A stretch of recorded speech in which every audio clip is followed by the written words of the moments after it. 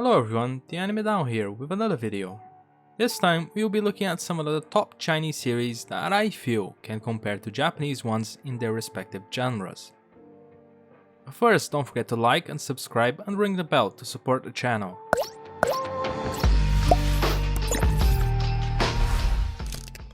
First off, we have Outer World. Outer World is quite an interesting series in my eyes. It has a Japanese shounen battle series like setup that begins with Jin, the main character, trying to enter the Auto tournament.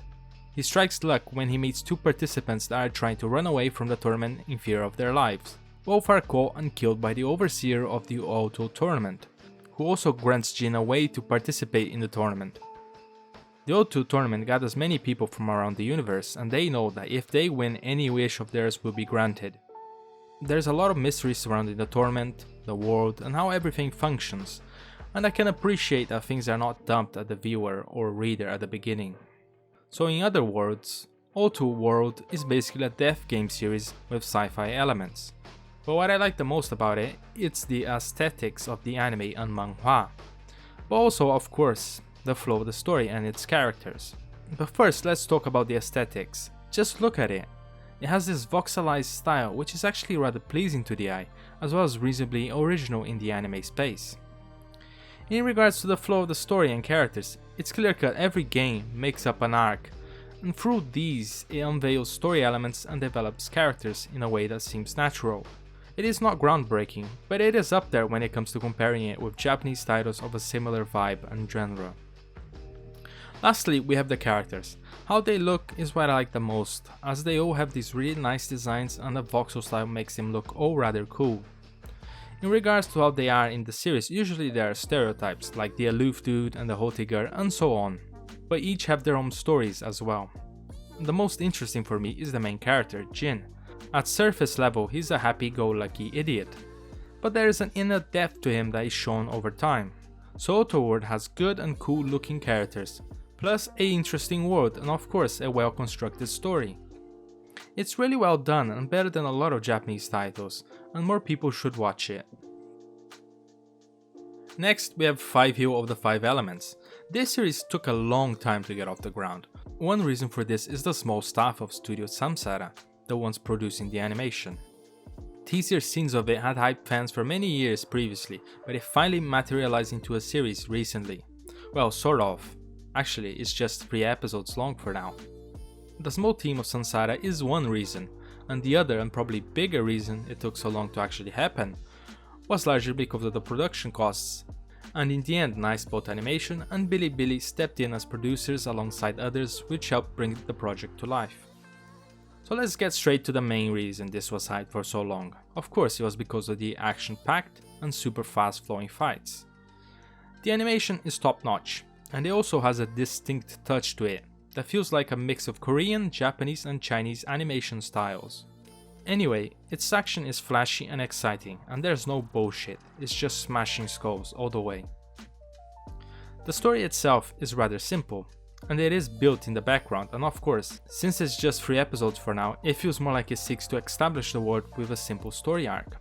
However, it has reasonably likable characters. It also has some great comedy, in particular the faces is what gets to me. These moments help break the ice between the bouts of violent action-packed fights, which gives the viewer a break to really appreciate overall how beautiful the series looks outside of fights too. 5 Hero of the 5 Elements is a great title that can pair up against many Japanese works when it comes to action. More episodes will probably come eventually since it was successful, but it takes time. Next we have The King's Avatar. The King's Avatar is sometimes compared to Sword Art Online for some reason. It is completely different in almost every aspect, besides the aspect that both stories focus on games. In fact, I believe The King's Avatar is better compared to a sports series rather than a series like Sword Art Online. This is because The King's Avatar is basically an esports series. Ye Qiu is a legendary player, but he's forced out of his team and into retiring, and as a result he has the iconic character associated with him taken from him. A little context here is that the game they play, Glory, is clearly inspired by Dungeon Fighter Online, a very popular game in China. Knowledge of the game will probably make Glory's game system feel a lot more familiar, but it's not necessary. So forced into retiring and losing his character, Ye aspires to rise up again in the esports world. But he has to start basically from the ground up again. Hence he takes the chance and hops in Glory's temp server that was opening to first create and develop a new character for himself, so he eventually can get back at his old team.